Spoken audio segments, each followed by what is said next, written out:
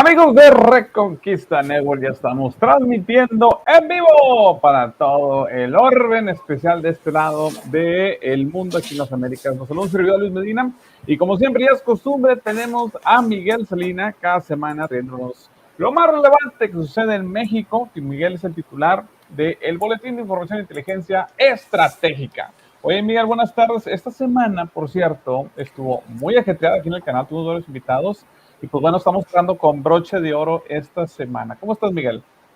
Muy bien, muchas gracias, Luis, querido Luis, y además a todo el auditorio. Dame un segundo, porque si no hago esto, al rato se va a cortar la transmisión. Ándale, ahí está. Sopla bien. Muy bien, gracias a Dios. Empezando ya vamos a mitad de la semana. Ayer fue día de San Benito Abad. Y bueno, pues con muchísimas noticias de México, cada vez la situación peor, desgraciadamente. Aquí quisiéramos darles noticias buenas, pero la realidad es que pues estamos bastante mal y cada vez en peor situación. Pero por eso es importante que la gente que hace favor de vernos sepa la realidad de México para que luego no sean engañados y crean que todo va muy bien. Fíjate, ahorita te voy a hacer un comentario. Ayer tuvimos a Jaime Duarte, dijo un punto muy interesante que quisiera discutirlo contigo o que me gustaría saber tu opinión al respecto. Pero antes quiero preguntarte, primero que nada, gracias por apoyar sus cooperaciones aquí en el Super Chat. La otra esta semana hubo una contribución en los comentarios. Se me había olvidado mencionar que también puedes dar en los comentarios una contribución. No tienes que estar en vivo si te lo pierdes y quieres hacer una contribución para sanear los costos de estas transmisiones. Miguel, ¿cómo va el boletín? Antes de comenzar, ¿ya te quitaron el castigo, no? ¿Del canal grande, del de 25,000 o todavía no? No, sigue todavía, está vigente, iban a ser 2 semanas de castigo. Lo que pasa es que al principio, cuando te castigan por primera vez, normalmente te dan una semana, o eso era antes. Yo como ya soy un renegado, soy frecuente. Ya soy, sí, ya muy, reincidente para ellos. Ya me van aplicando de 2 semanas, pero con la amenaza de que es como Don Ramón con el Chavo del Ocho, y a la próxima vez te voy a hacer, o sea, así así me traen, ¿no? Y la próxima vez te vamos a quitar el canal ya de manera definitiva. Es una forma, obviamente, de intimidación, es una manera de aplicar la censura en todos los sentidos, o sea, no solamente la efectiva, que es esta, sino además una latente. Eso significa, si vuelves a hacerlo, si vuelves a publicar, si vuelves a... El problema es que aquí me están revisando cosas que publiqué hace 1 o 2 años o más. Es decir, me pueden decir, ok, si vuelves a subir un material así, y yo digo, bueno, está bien, yo lo podría considerar, y entonces tomando en consideración las amenazas, puedo moderar o usar sinónimos o lo que tú quieras, ¿no? Para evitar. El problema es lo que ya está hecho, lo que ya está subido, lo que ya está publicado, y que no me voy a poner a revisar video por video, que son decenas de horas de grabaciones, transmisiones en vivo, etcétera. Entonces, con cualquier cosa que ellos detecten que lo están haciendo con lupa, pues lo usan de pretexto para bajarte, ¿no? O sea, ellos están tratando de impedir que canales como los nuestros pues tengan voz, tengan seguidores y la gente los vea. Eso pasó, y yo creo que es el caso dentro de nuestra línea, pues más notorio, el canal de TLV1 ya andaba cerca del 500,000 de seguidores y lo desaparecieron. Si hubiera tenido 2,000 o 3,000, pues a lo mejor no hubiera tenido mayor impacto. Ellos sabían que TLV1 era un canal de referencia y que estaba levantando mucha ámpula, y por eso lo suspendieron, lo quitaron a la mala. Entonces, ahorita TLV1 tiene pues otro canal y tiene poquitos suscriptores, poquitos comparados con los que llegaron a tener, ¿no? Entonces, ese es el tema. ¿Cómo te fue ayer con Jaime? Fíjate que muy bien, y a lo mejor eso es lo que nos ha salvado aquí en Reconquista. Como no tenemos muchos suscriptores, pasamos bajo el radar, por así decirlo, y nos permite traer buen contenido. A lo mejor un día ya nos detectan y nos tumban, pero por lo pronto aquí estamos. Entonces, uno no sabe, ¿verdad? A veces cómo le ayuda la divina providencia. Que no creo que tenga que ver con el número de escritores, tampoco así algo tan estricto. Te voy a decir por qué. Porque yo en mi canal alterno, que es el que estuvo castigado antes del principal, pues tengo 1,300 suscriptores, o sea, realmente son muy poquitos. No están mal, pues, pero no son muchos, y me castigaron. Es decir, si fuera por cuestión numérica, Pues obviamente ese a lo mejor pasa también Mira. coreano, ¿no? Bueno, pues bueno, aquí estamos, bendito Dios. Ahí te va, Miguel, el comentario. Yo sé que hay muchas noticias de México y todo, pero ayer, como ustedes saben, ya se comentó esta semana, Jaime Duarte se había postulado, Miguel le atinó, me llegaron bastantes mensajes ahí en el chat, en Telegram y toda la cosa.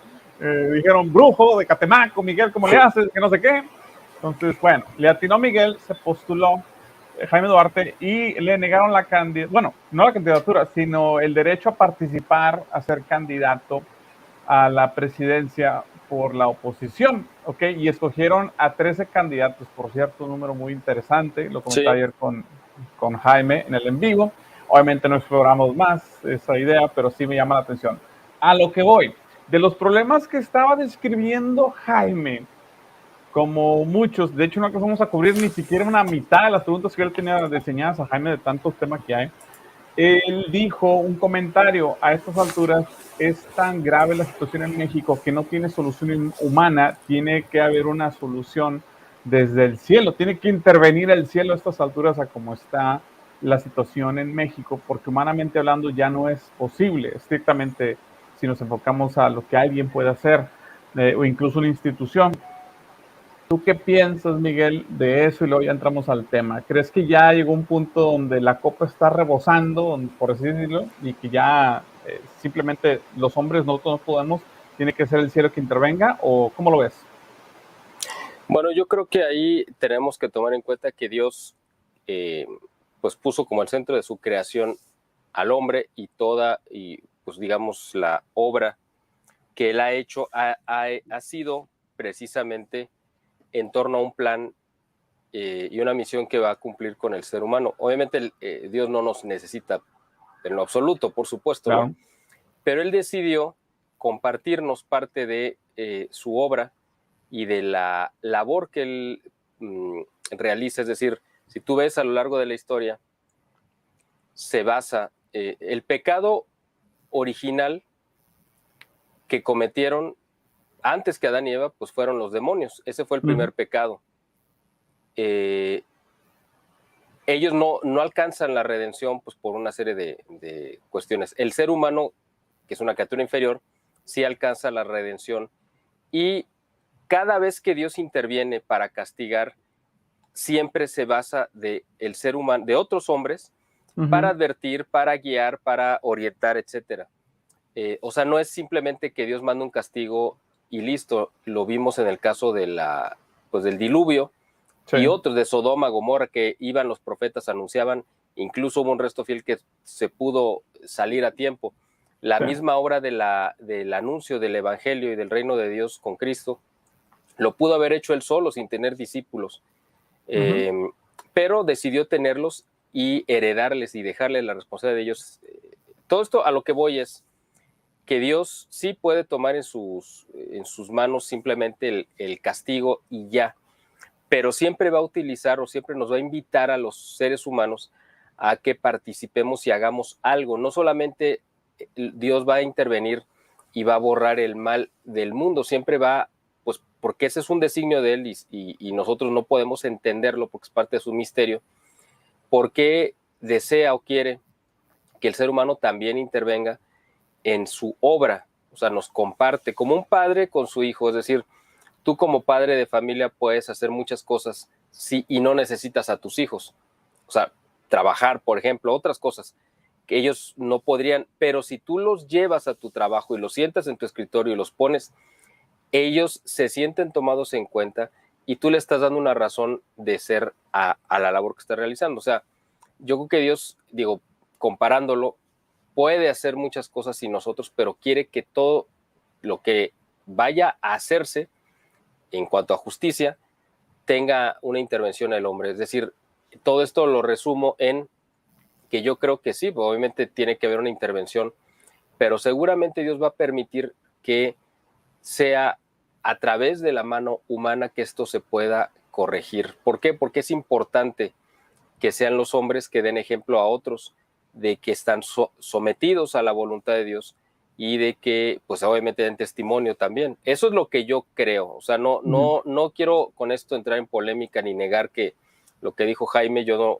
no he visto ni escuché el programa, lo voy a hacer cuando tenga oportunidad, pero ese ha sido el proceder siempre de Dios. Yo espero que la solución evidentemente tiene que venir del cielo, pero no va a venir, creo yo, únicamente del cielo, sino que creo que Dios le va a dar la misión a uno o a muchas personas en este país para componer el rumbo. Eso es lo que yo creo, porque si tú ves lo que pasó en las guerras de reforma, en la persecución cristera, pues Dios pudo haber intervenido y matar a Plutarco Elías Calles con un rayo o un infarto, lo que sea.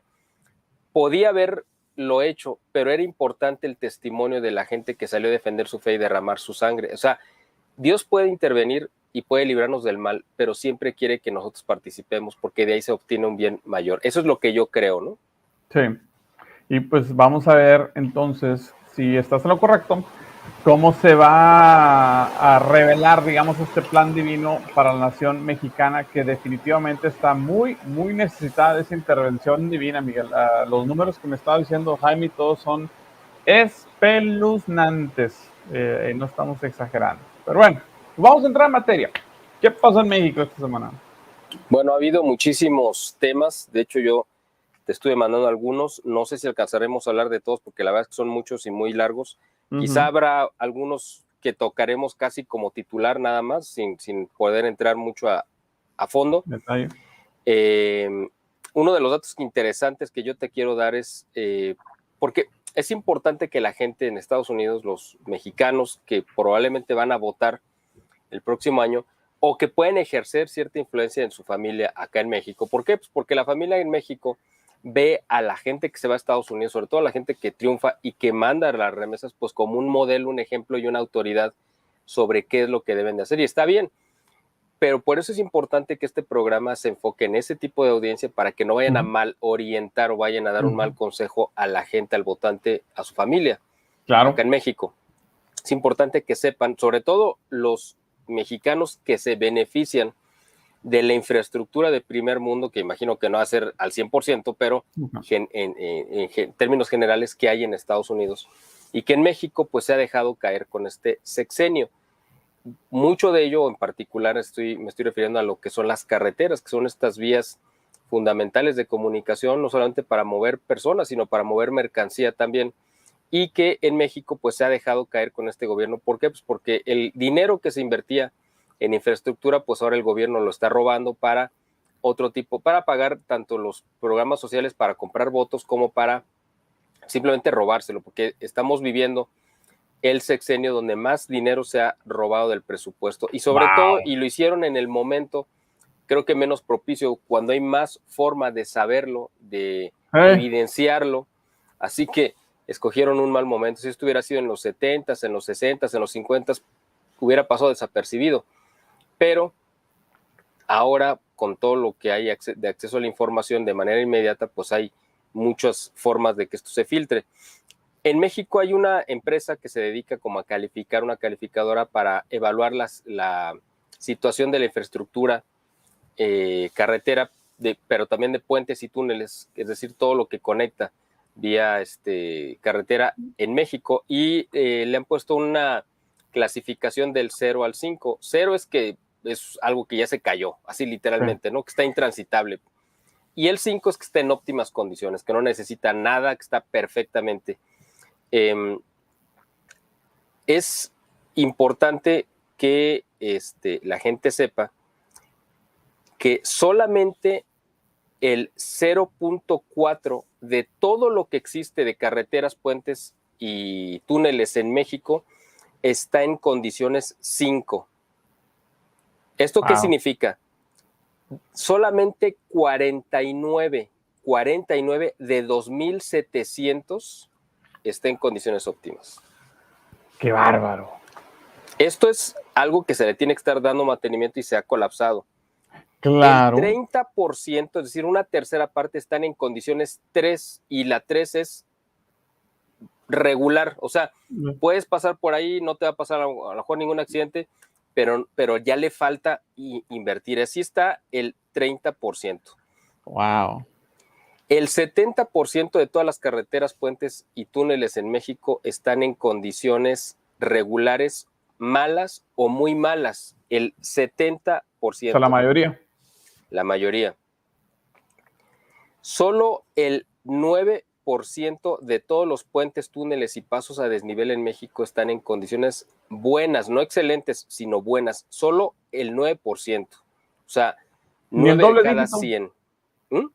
Ni llegaron al doble dígito, o sea, siquiera. No, Ni siquiera. nada. Ni al 10, nada, sí.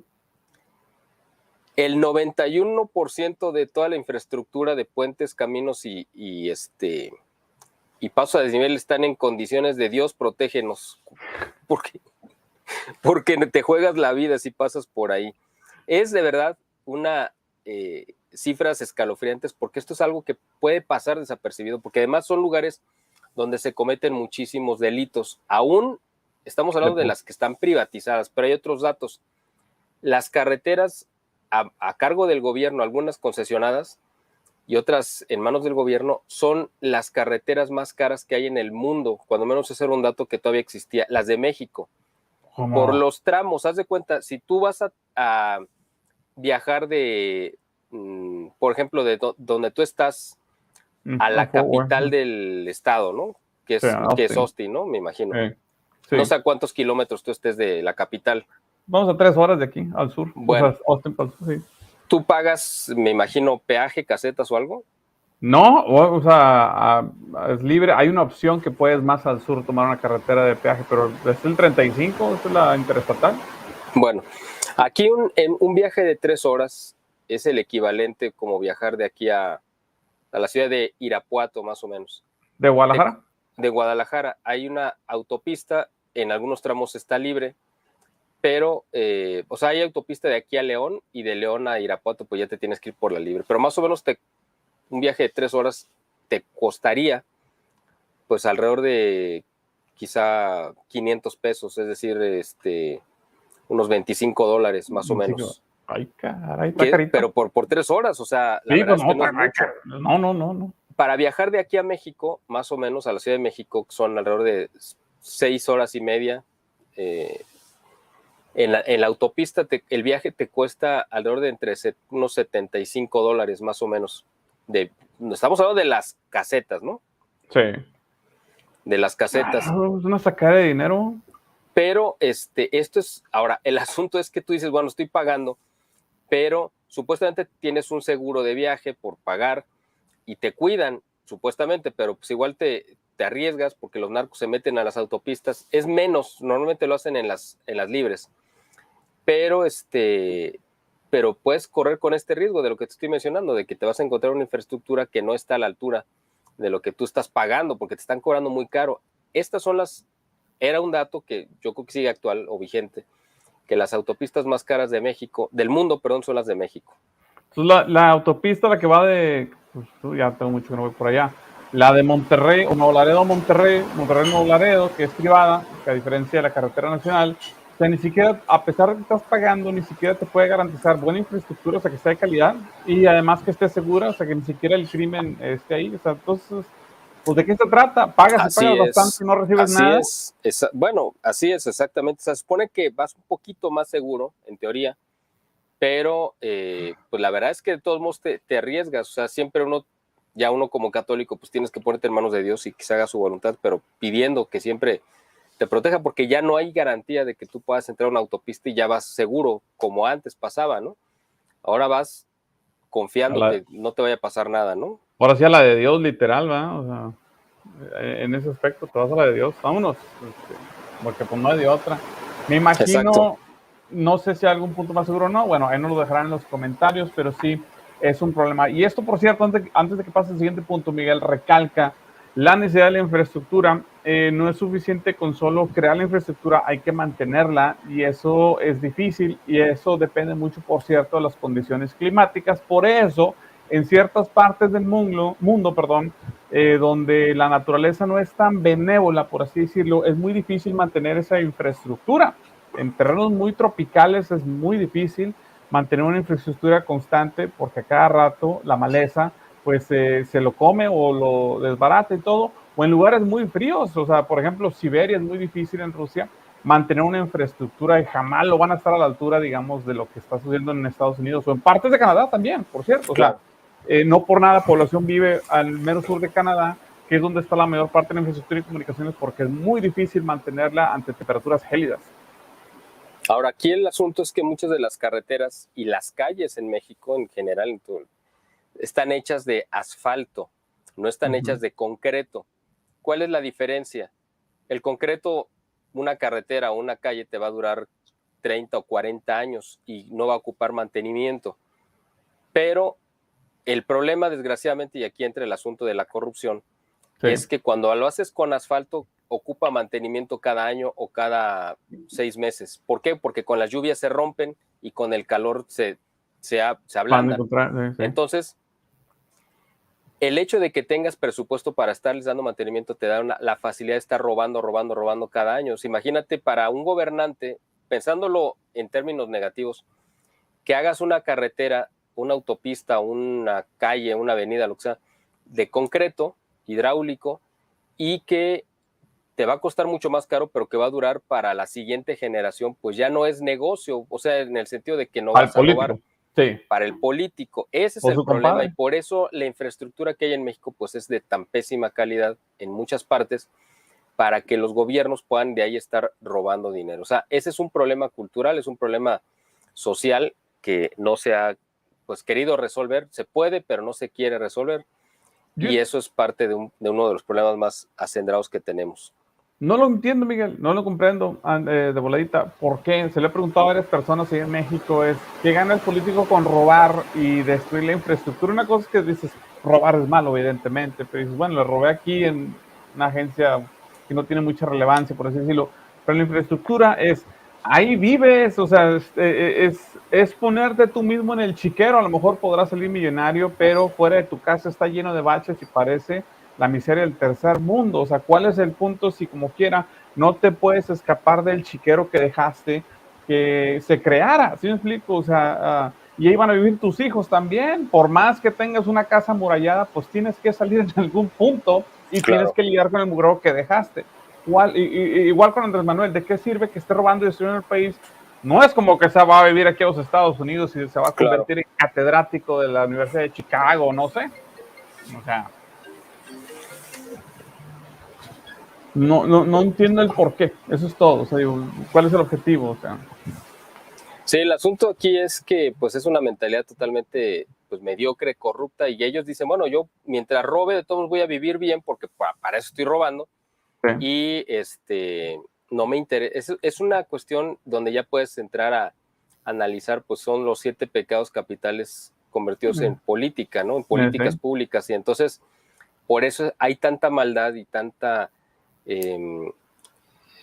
pues no sé, tanta miseria, ¿no?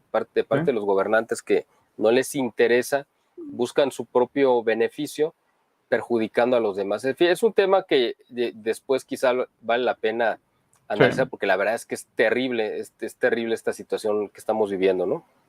Sí. Oye, hay otros temas muy importantes, todos son igual de graves, pero creo que todos se centran prácticamente en la situación de la inseguridad terrible que hay en México. O sea, esta entrega que hizo el gobierno de López Obrador a las fuerzas de narcotráfico para que controlaran grandes extensiones del territorio nacional a cambio supuestamente de pacificar, es decir, de que no haya asesinatos a cambio de que ellos puedan actuar impunemente.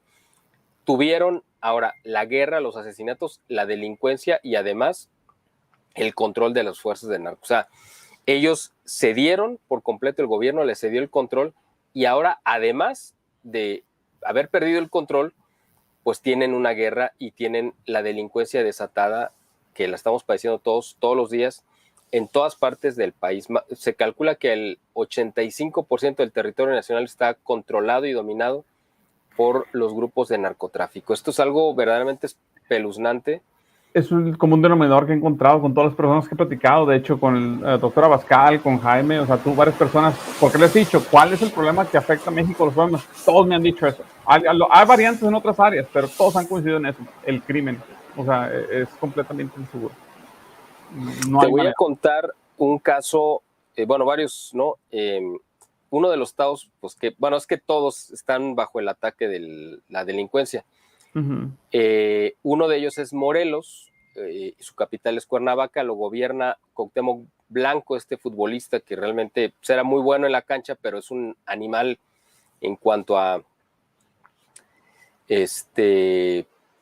lo que ha sido como gobernante de Morelos. Entonces, tiene uno de los principales críticos en el obispo, precisamente de Cuernavaca, que es el secretario general del episcopado mexicano, uh-huh. Y él convocó, imagínate cómo está la situación, que el mismo obispo convocó a una marcha por la paz en Cuernavaca, y claro, este imbécil de Cuauhtémoc,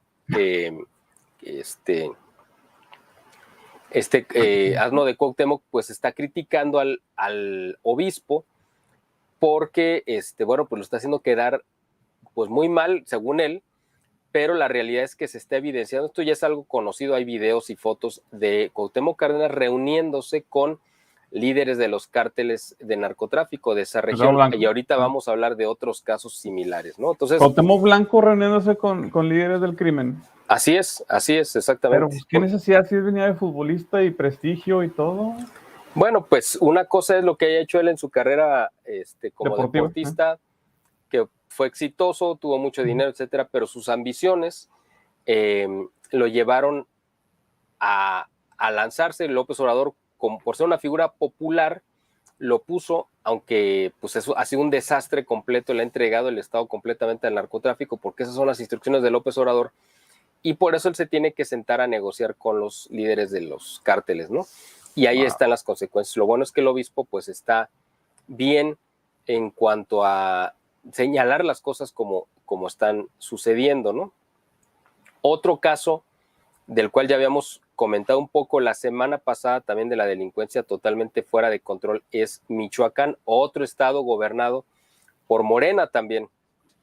Hubo una serie de atentados terroristas a raíz, precisamente como tú recordarás, de que estábamos reportando la semana pasada que asesinaron a Hipólito Mora, este líder de las autodefensas de Michoacán, y a partir de ahí, como consecuencia, precisamente en Apatzingán, donde mataron, la región donde matan a este señor, y que te acuerdas que reportamos que el obispo de Apatzingán también salió a criticar y a señalar al gobernador de Michoacán, y que él fue el que dijo, no sé si recuerdas, señaló el gobernador de Michoacán de Morena, que el obispo pues era un vocero de las fuerzas de narcotráfico, a ese nivel, ¿no? Bueno, pues en este estado, en esta ciudad de Apatzingán, hubo hechos verdaderamente terroristas de parte de los grupos de narcotráfico, pero ahora imagínate a qué nivel están llegando, que los ataques ya ni siquiera son con sicarios. Esto es algo que a mí me dejó sorprendido. Fueron ataques con drones, como lo que utiliza el gobierno, el ejército norteamericano. Ahora los narcotraficantes tienen acceso a esta tecnología y mandan ataques con drones, y mataron de manera indiscriminada a niños, ancianos y adultos. O sea, ¿por qué? Pues porque un dron es como si fuera un videojuego y todo lo que se mueva le disparas, ¿no? Que por cierto, eso tiene rato, lo de los drones, aquí siendo muy controversial. No creas que es algo que la población está muy a gusto con ello, lo ha estado peleando mucho, pero cuando se pone muy de moda en la administración de Obama, por cierto, o sea, más para la gente que creía que era el pacifista, dicen, oye, espérame, no puede hacer eso, o sea, ese es el debate moral. Hubo una pausa, entre comillas, no completa, en la administración de Trump, pero esa era parte del problema de decir, oye, espérame, o sea, no, tiene que ser esto muy, muy preciso, muy delicado, no puede ser tan indiscriminado, porque estás hablando de gente inocente y todo, y no estamos enganchándonos persona a persona, sino que esa distancia, o sea, necesita estar bien certero. Claro, evidentemente, en situaciones de conflicto y guerra, pues obviamente las cosas salen mal, pero eso es parte del problema. O sea, y se ha ido a testificar al Congreso. Es un problema que hasta la fecha sigue tenso. Las compañías armamenticias, obviamente, pues no les interesa que se lleve esa discusión. Pero lo que voy es esto, Miguel. Ese tipo de tecnologías son muy peligrosas. Y esta semana salió también, o la semana pasada creo, que existe ya incluso inteligencia artificial para programar también estos drones que tengan un perfil. Entonces, imagínate el caos que se puede generar, nomás para que te des una idea. Sí, exactamente. Mira, Yo no estoy aquí diciendo que los drones sean buenos o malos per se, es tecnología. A lo que voy es el uso que se le da. O sea, Pues esa sí. es la parte, porque puede haber un debate sobre si un ejército está autorizado o no en utilizarlos. O sea, y qué bueno que se discute, eso está bien. Aquí el asunto es que el que no debe de tener ese acceso a esa tecnología, por supuesto que es la delincuencia, eso creo que está bastante evidente, ¿no? Sí. El asunto es esto, ¿cómo pueden tener acceso a esto? Acuérdate lo que ya hemos hablado. La semana pasada estábamos hablando de el asesinato de Hipólito Mora, lo mataron con balas o parque del ejército, aunque hubieran sido aparentemente delincuentes los que le dispararon. Lo que no te conté fue el número de casquillos o de balas o de impactos que le dispararon, fueron 1000. Imagínate. Wow. O sea, bueno, para que tengas una idea, y el ataque duró alrededor de 1 hora. Bueno. Caray. Entonces estamos hablando de actos terroristas. Otro acto terrorista terrible que sucedió apenas ayer aquí en Jalisco. No Jalisco, en alguna región remota, aquí en la zona metropolitana de Guadalajara, en el municipio de Tlajomulco, que resulta que es de donde empezó la carrera política de Enrique Alfaro.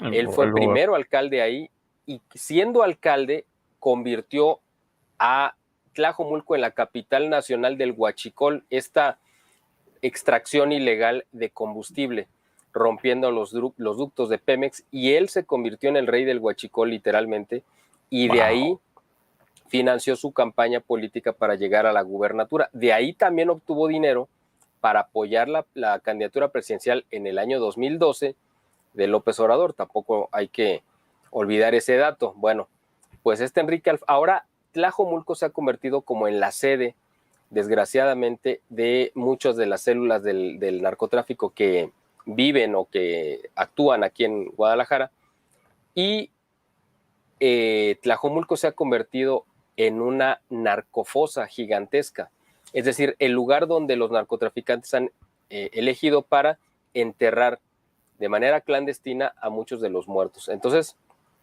cada vez van saliendo prácticamente todos los días fosas. Cuando estamos hablando de fosas, estamos hablando de lugares donde pueden encontrarse decenas de cuerpos, pueden ser hasta 100 o más, y se han encontrado decenas de fosas. Estamos hablando de miles de personas que están enterradas ahí. Bueno, pues resulta que ayer se denunció de manera anónima, alguien dijo, ¿saben qué? A la autoridad les avisamos que hay una fosa, una narcofosa, y les dieron la ubicación.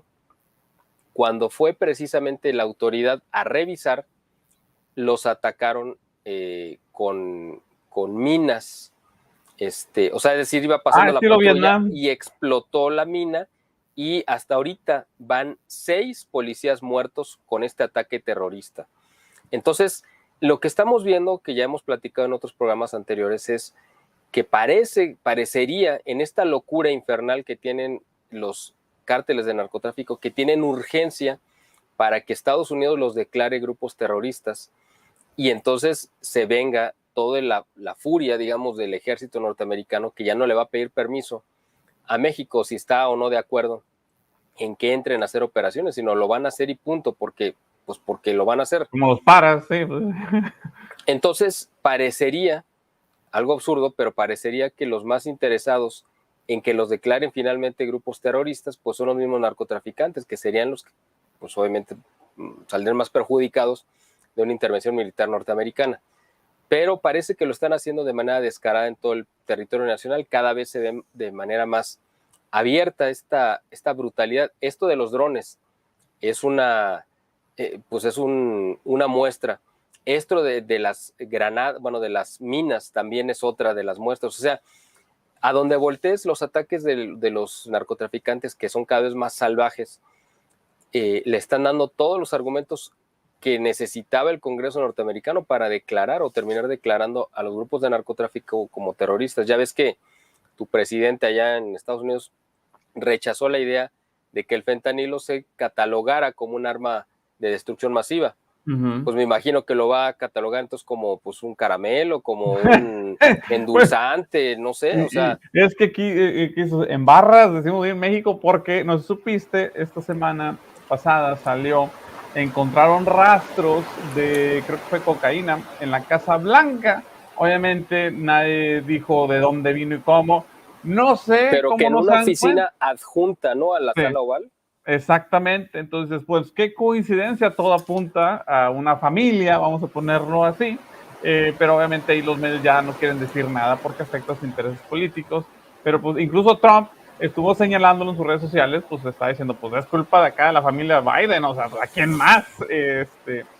Bueno, allá que las investigaciones salgan y hagan lo que tengan que hacer, pero a lo que voy es, claro que no están interesados en subirle al tono porque es muy probable que sus propios se vean afectados, ¿verdad? Entonces dices, no, pues si ellos no tuvieran, como digamos, vela en ese entierro, o sea, algún problema, pues claro que lo catalogarían como si nada, pero como dicen, no, aquí me puede afectar a mis allegados, pues bueno, vamos a ser como que la Virgen nos habla, o sea, que no, yo no sé nada, yo no sé nada.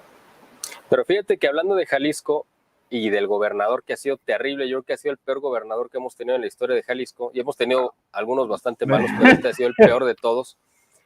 Él anda metido en tratar de definir si Movimiento Ciudadano, que es el partido en el cual milita él, va a entrar o no en la alianza opositora. O sea, es un tema de interés nacional, pero hay algo más en lo que debería él más bien enfocar su atención y su tiempo, que es en resolver el problema de la inseguridad aquí en Jalisco, ¿no? Porque Jalisco está gobernado por el cártel Jalisco Nueva Generación, que de aquí es donde surgió y aquí tiene su sede. Entonces el gobernador está metido en una discusión donde van a acabar partiendo probablemente en dos facciones a Movimiento Ciudadano, lo cual no tiene nada de malo y al contrario, ojalá y se disuelva y desaparezca porque es un partido que ha sido una calamidad en donde ha gobernado. Es como el hermano menor de Morena y de ahí proviene otro asno así monumental que es Samuel García, ¿no? Gobernador de Nuevo León. Y resulta que ahora, pues tú sabes que Samuel García está totalmente sometido, entregado, sumiso y agachado, y ya no quiero decir más adjetivos porque ya empezaría con cuestiones que tienen que ver con situaciones ya más impropias, a los intereses de López Obrador.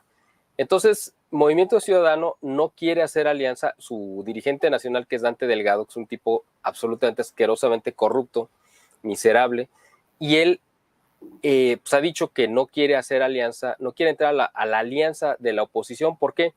Porque si Movimiento Ciudadano entrara a la alianza, sería en perjuicio de Morena. Y Dante Delgado, pues ha sido un aliado de Morena y de López Obrador. Entonces, Samuel García, que está sometido, como ya dije, a López Obrador, también está apoyando que Movimiento Ciudadano no se sume a la alianza, porque además él muy estúpido, y discúlpame que lo llene de tantos elogios, cree o piensa que tiene alguna posibilidad de llegar a ser el candidato a la presidencia en el 2024.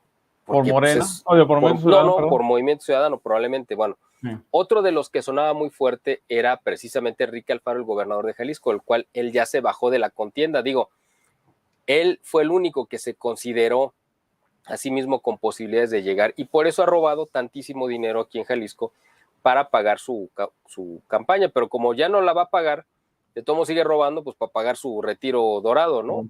Bueno, entonces el asunto es que Enrique Alfaro está apoyando la alianza, o sea que Movimiento Ciudadano sí se sume a la alianza. ¿Por qué? Porque eso es en perjuicio de Morena. Y por el otro lado, Samuel García está en contra y junto con la dirigencia. Pero aquí lo que va a pasar es lo siguiente, ese es mi cálculo. Vamos a ver si le atinamos, igual que como con lo de Jaime Duarte, ¿no? A lo que no le atiné es que iba a ser una candidatura tan efímera, eso sí, la verdad no. Yo sabía que no iba a pasar seguramente el primer filtro, pero no pensé que fuera tan rápido. Es más, no lo dejaron ni siquiera hacer la prueba, ¿no? Es lo que no he comprado, ¿por qué? O sea, pues si se Bueno, registró yo me bien. imagino, fíjate, yo estuve leyendo las razones de por qué la alianza a los que descalificó, pues los bajó y era porque no cumplían con los requisitos, pero fíjate que no dijeron cuáles eran, que a ellos habían, o con los principios, una cosa así, o sea, ambiguo. Yo me imagino que si él llegó directamente a gritar Viva Cristo Rey y se presentó como católico, lo cual está muy bien y qué bueno y hay que felicitarlo por su coherencia, Valentía, sí. seguramente fue el que dijeron, sabes que este va para afuera, o sea, simplemente no le vamos a ni a preguntar, o sea, no va a haber ninguna posibilidad. Es una forma no de temor, porque no creo que ni siquiera, porque yo creo que muchos ni siquiera sabían que existía Jaime Duarte, Sí. Simplemente fue como una forma de desprecio, es diferente. Sí. De ningunear, decir, ustedes no tienen cabida aquí, ustedes no cuentan, son despreciables ante nosotros. El hecho que eran 33 aspirantes que se registraron. Y de esos 33 bajaron a 20. O sea, a 20 les dijeron que siempre no. Y de esos 13 que quedaron, fíjate cómo está. Bueno, 13 es un número cabalístico usado por la masonería, siempre por los ocultistas. Entonces yo creo, como toda la dirigencia y los que toman las decisiones en la alianza, pues son masones, me imagino que tuvo que ver, que no es casual que hayan sido, ¿por qué no fueron 12 o 14? Es lo que yo me pregunté. Fueron 13, bueno. De esos 13, 10 son políticos de carrera, 10. Y solamente hay 3 candidatos ciudadanos que desgraciadamente no van a tener ninguna posibilidad, ¿no? De lograr nada, pero fue como decir, bueno, para que vean que sí le damos cabida a los ciudadanos, ¿no? O sea, como para taparle el ojo al macho. Sí. Uno está totalmente en contra del López Obrador y de Morena. El problema es que la oposición, en este caso la alianza, pues tampoco ayuda mucho. O sea, no nos dan argumentos de por qué votar por ellos, la verdad. Pero bueno, ya tocaremos ese tema más adelante, de lo de Jaime Duarte. Pero aquí a lo que voy es mi especulación política, es que Marcelo Ebrard está queriendo tensar la situación con Morena, y yo creo que van a llegar a un rompimiento porque él sabe que los dados están cargados, que ya hay una candidata preelegida, ya hablamos de que va a ser Claudia Sheinbaum, y yo creo que el próximo año la van a bajar para meter a Dan Augusto, probablemente, aunque ahorita las cosas están totalmente inestables, ya no se sabe qué va a pasar. Pero lo que sí creo es que Marcelo Ebrard se va a romper con Morena, precisamente argumentando que no hubo condiciones parejas, ¿no? Sí. Inmediatamente le van a ofrecer la candidatura Movimiento Ciudadano, eso es lo que yo creo que va a pasar. Entonces, Movimiento Ciudadano se va a ir Ebrard va a ir como candidato a la presidencia por Movimiento Ciudadano. Lo que yo creo que va a pasar el próximo año, conforme Ebrard sepa y confirme que Xóchitl tiene el apoyo de Estados Unidos y el beneplácito de las instituciones norteamericanas y de los partidos, y que él no tiene ya o sea, que era el apoyo con el que él pensaba llegar y que ahora ya no lo tiene. Entonces, yo lo que creo que va a hacer Marcelo Ebrard, siendo como es de interesado y de pues, camaleón de la política, me imagino que siendo candidato a la presidencia va a declinar en favor de Xóchitl. O sea, en algún momento dado él va a decir, ¿saben qué? Me bajo, todos mis votos, los que quieran votar por mí, mejor se los dan a Xóchitl. ¿Por qué? Cuando él vea que Morena es un barco que ya se está hundiendo y que ya no va a repetir, que no va a volver a ganar y que López Obrador va a perder, yo creo que él va a hacer eso, va a brincar del barco, se va a pasar de Movimiento Ciudadano, va a tratar de jalar a Movimiento Ciudadano como partido y a su candidatura hacia la de Xóchitl para apoyarla. ¿Por qué? Porque con eso va a amarrar una posición en el gabinete y con eso garantiza otros 6 años de impunidad. O sea, porque es lo que él necesita, que no lo vayan a perseguir por todas las tropelías que hizo ahora como secretario de Relaciones Exteriores, tapando crímenes de Morena y de López Obrador, más todas las que ya debía como jefe de gobierno en la Ciudad de México. Entonces, él necesita garantizar otros 6 años de impunidad y lo puede hacer a través de sumarse a la candidatura de Xóchitl. Y ahí Movimiento Ciudadano probablemente va a decir, no, pues sabes que ya la lleva perdida Morena y López Obrador, pues mejor si nos sumamos con ella. Eso es lo que yo creo que va a acabar sucediendo, ¿no? En cuanto a esta parte de las aspiraciones. A esta Sheinbaum, Claudia, estuvo hace un par de semanas ahí por Tabasco y trató de imitar el acento tabasqueño. La gente tabasqueño hablando así, que como que no le quedaba muy bien a la muchacha. No te quedaba. No le salía, pues ella es chilanga, ¿no? O sea, del Distrito Federal. Hasta y no tiene tampoco como mucho acento de la Ciudad de México, pero ¿no? La verdad es que ella es una persona tan gris, tan sin carisma de nada, que ahora tratar de imitar la plaguita del López Obrador, pues hace el ridículo. De por sí lo hace en todos lados, pero ahora lo hace más, ¿no? De manera más grotesca. Y es válido, cada quien tiene su acento. Pues yo, como dice el dicho, nadie puede negar la cruz de la parroquia. Yo tengo un acento muy marcado de Monterrey. Soy del norte, sí me crié. Y no pasa nada, pero no voy a ir y no voy a empezar a hablar como del DF. ¿Qué pasó, carnal? Chale. O sea, no, sí, ándale. O sea, no totalmente, es lo mío. Se diría totalmente falso, ¿no? Sí. O sea, A lo mejor por un chascarrillo lo que tú gustes y mandes, sí, pero ya así hacerlo pasar como que es genuino, pues no, y para qué le viene a la gente, pues no, o sea, no queda. Pero bueno, evidentemente Adán sigue siendo el apadrinado y de Morena trae toda la maquinaria, trae todo el apoyo y vamos a ver qué queda. Nos explicó, por cierto, Jaime también la razón, y esto es un tema bien delicado, Miguel, que lo hemos hablado tú y yo varias veces, bien delicado, mucha gente le escala, y no lo digo yo por mala persona, mala intención, nada, simplemente estamos viendo la realidad, que es el tema Verástegui, decía él, nos explicó, se me hizo una manera muy congruente de explicarlo, dijo, mira, no solo, olvídate de los Slim, decía, o sea, está apoyado por los Slim, son los mayores beneficiarios de AMLO, etcétera, etcétera, dice, haciéndose un lado, él se está postulando como candidato independiente y tiene que reunir cerca de 1 millón de firmas. Además que en la historia de México no ha habido un candidato independiente que haya ganado. Y luego empieza a agregar varios factores. Son datos, ok, no es crítica de Eduardo, son literales circunstancias. Es como decir, va a granizar y te enojas porque te estoy diciendo que va a granizar. No, pues yo qué quieres que le haga, no lo controlo. Bueno, acá igual.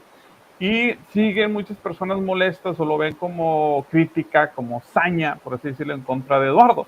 Eso sin contar, por cierto, que Eduardo no le ha escuchado una postura de geopolítica. O sea, si yo quisiera preguntarle un día a Eduardo, a ver, Eduardo, ¿quién es el país que representa alguna amenaza para México en tu estimación? Aunque eso es correcto o no. A ver, Eduardo, ¿cuál es la extensión territorial de México y cuánto representa el desierto? ¿Por qué? Porque el desierto, pues a lo mejor la agricultura puede estar impedida. ¿Cómo puede ser al campo mexicano? Porque eso incluye la mitad de tu territorio. Cosas de esa índole. Pues yo no escucho a Eduardo hablar de eso, nada más libertad religiosa en contra del aborto. Claro, eso es muy importante, pero pues México no se limita nada más a hablar del aborto, evidentemente, pues, hay gente que vive ahí todo, infraestructura, o sea, y de eso no nos habla nada, y una vez más, cuando se lleva esos temas, no es que él tenga que ser el experto en cada ramo, pero puede decir, mira, este tema no lo domino mucho, pero conozco a esta persona que lo voy a nombrar como dirigente de este aspecto, porque de eso se trata un presidente. Eso es lo que no he escuchado de la candidatura de Verástegui, aunado a lo que señaló Duarte en ese aspecto, que son cosas muy válidas.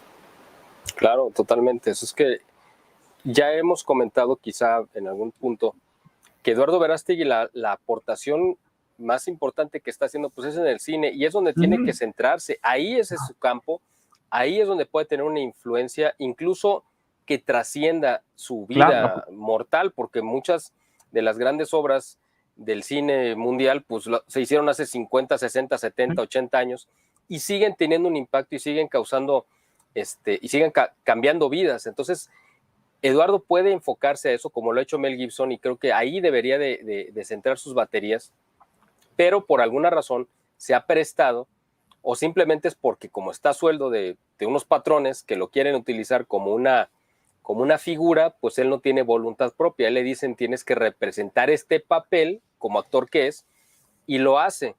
Entonces probablemente lo está...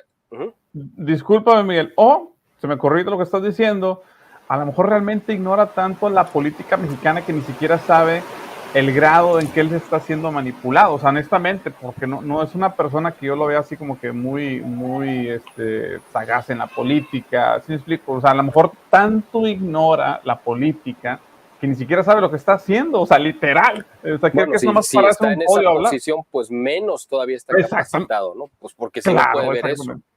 Te voy a poner otro ejemplo, no voy a ponerle nombres para no entrar en polémica. Hay gente católica que aspira o que aspiró o que quisiera aspirar, bueno, ya quedó en el pasado, ¿no? A ser presidente, católicos, militantes, etcétera, ¿no? No le voy a poner nombre y apellido. Pero son incapaces de ver, por ejemplo, lo que está pasando en el Vaticano y defienden.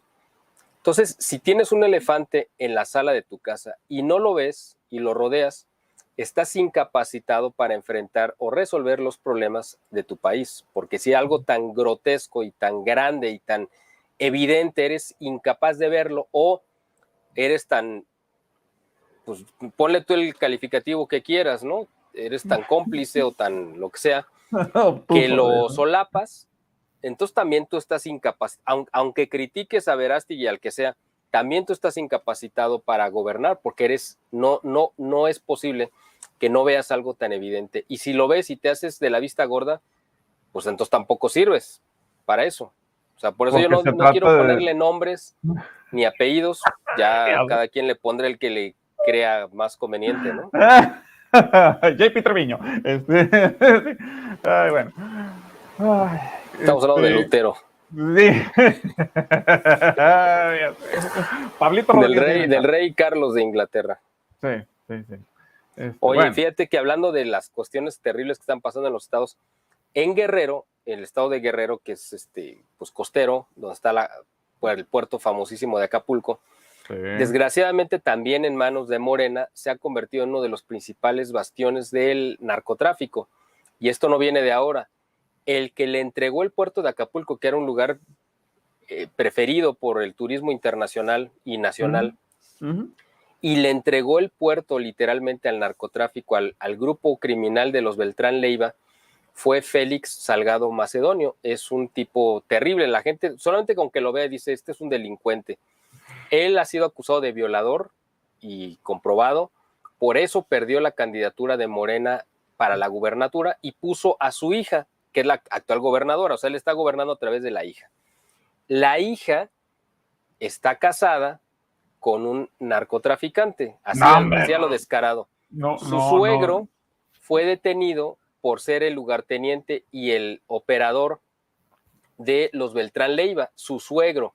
El hijo de este señor, o sea, el esposo de Evelyn, es un empresario de Guerrero que se ha dedicado precisamente a hacer negocios lavando el dinero del cártel de los Beltrán Leiva, que ya están muertos, pero pues, el cártel sigue existiendo.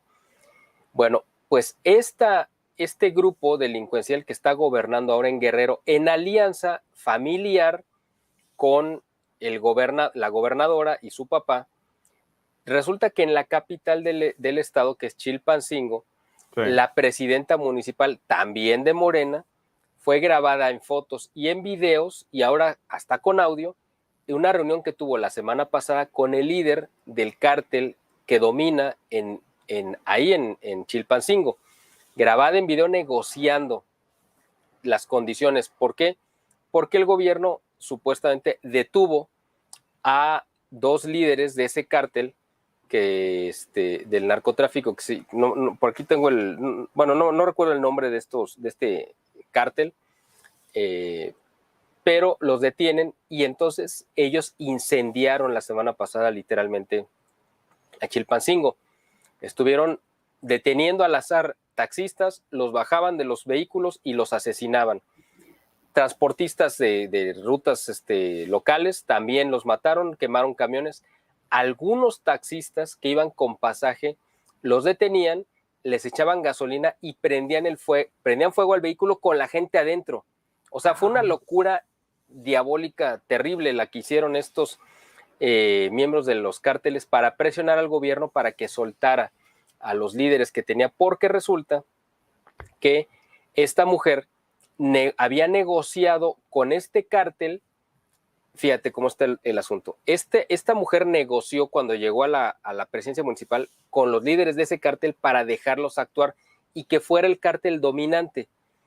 Y las otras ciudades de Guerrero las iba a dominar otro cártel diferente que era enemigo de pero como resulta que la gobernadora tiene alianza con ese cártel, entonces los quiso sacar de Chilpancingo para entregarle la plaza a sus aliados.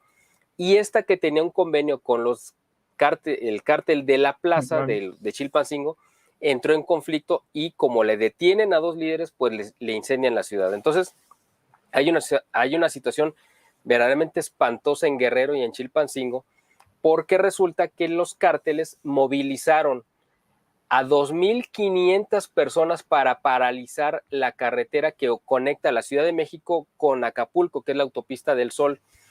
Ahí los atrincheraron, detuvieron el transporte público, el transporte de pasajeros, a todo el mundo, nadie podía pasar.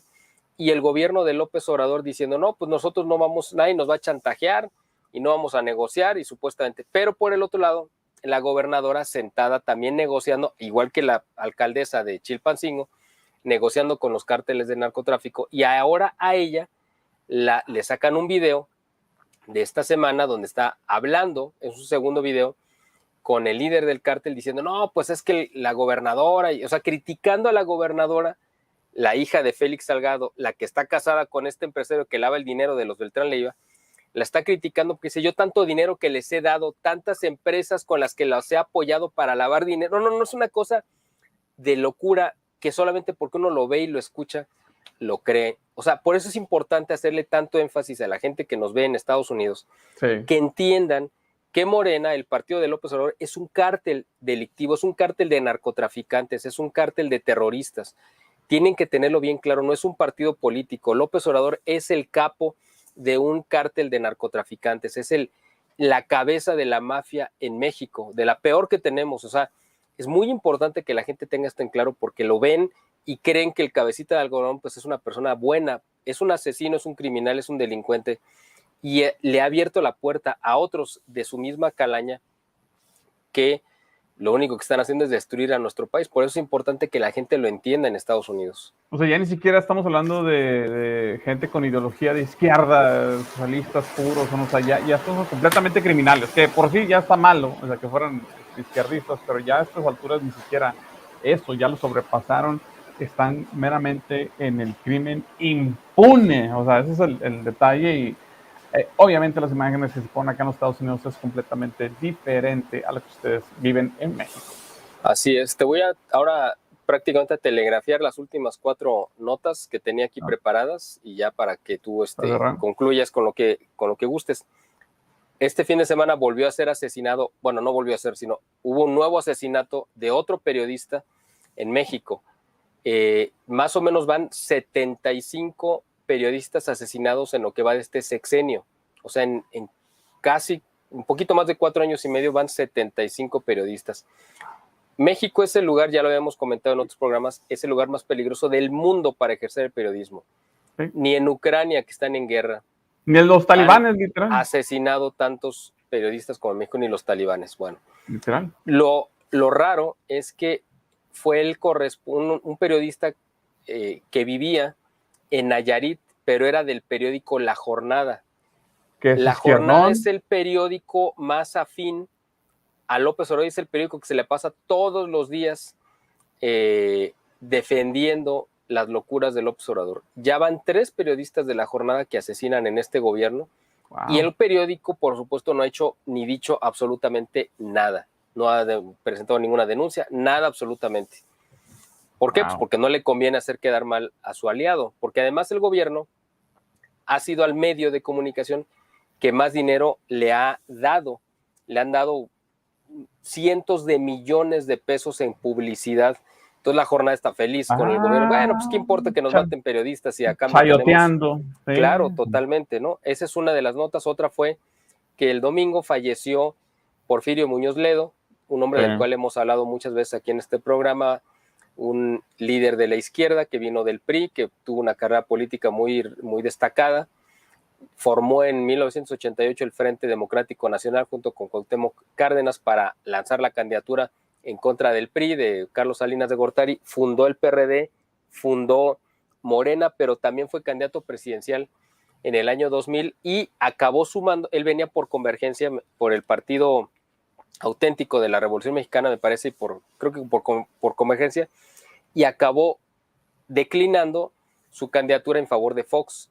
Y fue funcionario con Fox y ahora pues su último cargo había sido diputado federal. Él fue el que le puso la banda presidencial a López Obrador y rompió políticamente con él cuando se dio cuenta, bueno, muy tarde, y además un político de tantos años, pues se me hace raro que no se diera cuenta la clase de basura que es López Obrador y de delincuente que es, y acabó rompiendo con él, señalándolo que tenía nexos directamente con el narcotráfico.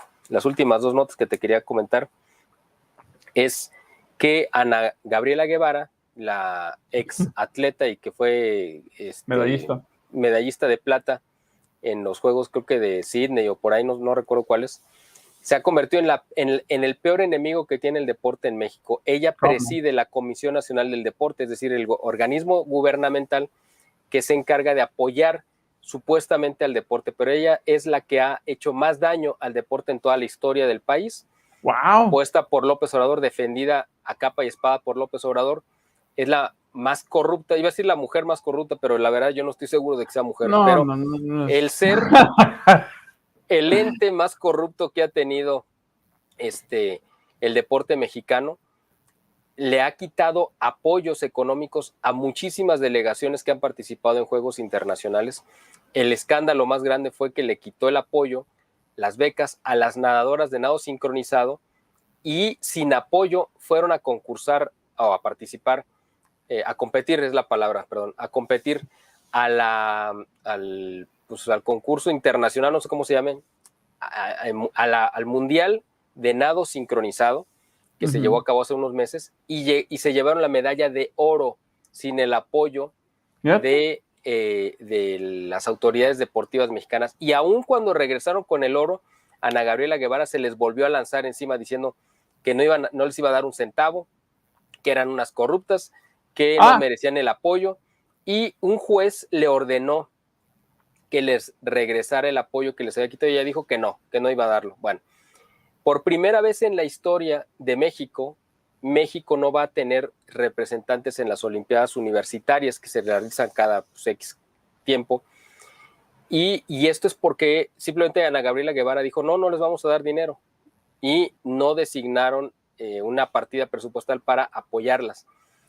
Y ahora en los Juegos Centroamericanos, que pues, obviamente a lo mejor para mucha gente son totalmente intrascendentes, también se llevó, se enredó en otra polémica con todos los representantes de México, los deportistas, a los que tampoco apoyó económicamente, y resulta que México fue el que arrasó el medallero. Así como Estados Unidos lo hace en los Juegos Olímpicos, México fue el campeón supremo en el medallero de los Juegos Centroamericanos. Que uno puede decir, ay, bueno, pues sí, pero qué chiste competir con estos países. Bueno, acuérdense que también hay atletismo y hay muchos deportistas cubanos que es realmente en lo que destacan, porque pues es de lo poquito que presume el régimen. Entonces, no es tan fácil ganarle a los cubanos, porque son centroamericanos y del Caribe. O sea, acuérdense que también hay jamaiquinos o jamaicanos, como depende cómo les quieran decir. Y hay otros atletas pues la verdad que están en Juegos Olímpicos. O sea, no está tan fácil simplemente. O sea, Ana Gabriela dijo, no, pues esos juegos van a concursar puros chafas, ¿no? O sea, literalmente. Los moleros. Entonces, pero no está tan sencillo. Y ella les quitó el apoyo y pues ahora está padeciendo. Y la última, ya para rematar y ya cerrar, y más lo que tú quieras agregar. Este fin de semana fue López Obrador a inaugurar, darle el banderazo de salida al Tren Maya, ya por fin. Un Tren Maya que obviamente no está terminado, que ha tenido muchísimos problemas, han hecho una cantidad de dagas que ya hemos comentado en otros programas. Pero resulta que como iba a ir López Obrador, estaba recién llegado el tren, uno de los trenes de Alstom, que es una empresa francesa. Como iba a ir el presidente, pues les pidieron de último momento que montaran, literal, esto que estoy diciendo es de veras de no creerse, montaran un pedazo de riel de vía, porque ahí tienen que poner el tren. Bueno, pues lo montaron, lo pusieron, y López Obrador se ve ahí saludando gente, igualito que Maduro, y después sí abrieron el panel y no había nadie, ¿no? Pero para empezar, pero lo actuaron. Venía el tren avanzando, y López Obrador decía, miren qué maravilla, y el tren, y todos ahí, estaba la gobernadora y todo el mundo aplaudiendo, y nada más faltó que se escuchara al final el porque resulta que alguien hizo la toma completa, y atrás, obviamente el tren, pues no es de utilería, pues es un tren real, pero no, estaba apagado, o sea, no funciona porque no estaba conectado a nada, y lo estaba remolcando o impulsando un camión de esos que traen llantas que pueden circular en los rieles. A los rieles. Pero es un vehículo que, así como hay de estos barcos que arrastran a otros barcos, ¿no? O los camioncitos que manejan a los aviones para dar vueltas. Bueno, pues así iba este camión atrás que le toma, que iba impulsando el tren, o sea, que era totalmente un montaje simplemente para que López Obrador pudiera presumir que ya ahora sí iba a empezar el Tren Maya, lo cual es absolutamente falso. Y ha sido el gobierno de los montajes, todo lo han hecho, esas inauguraciones han sido precisamente para hacerle creer a la gente que están haciendo las cosas bien, o que simplemente que la están terminando, y la realidad es que no es cierto. Hombre, hasta parecen que están tratando de competir contra Hollywood a ver quién crea más fantasías a estas alturas. Me acuerdo en ese entonces las propagandas tenían más clase, más caché, así como que pues ahorita ya no, al parecer ya no le echan ganas, no sé, pero bueno. Mira, los presidentes siempre inauguraron obras terminadas, siempre. Daban ponían la primera piedra e iban a inaugurar, era lo que hacían. No como este payaso del observador que va a ver, ¿y ahora qué hicieron el fin de semana? ¿Cuántas piedras pusieron?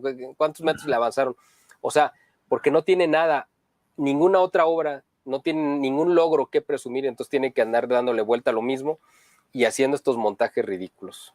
Ay. Bueno, pues ya no se nos acaba el tiempo, nos tenemos que despedir. Gracias por estar con nosotros. No se les olvide compartir. De voladita, Miguel, ¿cómo vamos con los productos? Bien, gracias a Dios, ahí estamos en la página, que aquí, bueno, más o menos se alcanza a ver, no sé si por ahí la ven, familynatural.com. Pueden entrar y ver nuestro catálogo de productos que tenemos para que los pidan. Ahí viene con precio al público, nos pueden escribir, solicitarlos. Estos productos no incluyen, obviamente, el costo de envío, pero la verdad son productos de la mejor calidad que ustedes puedan llegar a adquirir y en precios estamos realmente en competencia con los productos comerciales. O sea, hasta en eso tenemos esa ventaja, ¿no? Son productos mucho mejores prácticamente al precio comercial de la competencia, ¿no? Sí, pero sin ser parte de la agenda global. Y además ayudan a que esta labor, que estamos haciendo como con Luis, con nosotros, pueda seguir adelante, porque nos permiten poder tener pues los recursos para seguir apoyando y fondeando cosas que a veces no son redituables, pero que son necesarias de hacer. Sí, sí, definitivamente. Bueno, pues nos despedimos. A nombre de Miguel Salinas, despido servidor Luis Medina, deseando que tengan un excelente resto de la semana. Nos vemos la próxima semana con invitados también. Y ahí viene otra vez Miguel Salinas, Dios mediante.